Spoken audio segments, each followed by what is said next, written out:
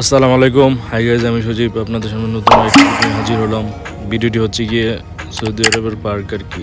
তো এই ভিডিওর মধ্যে দেখাবো সৌদি আরবের পার্ক কীরকম হয় আর কি। তো বন্ধুরা, কথা না বলে ভিডিওটি এনজয় করুন সবাই।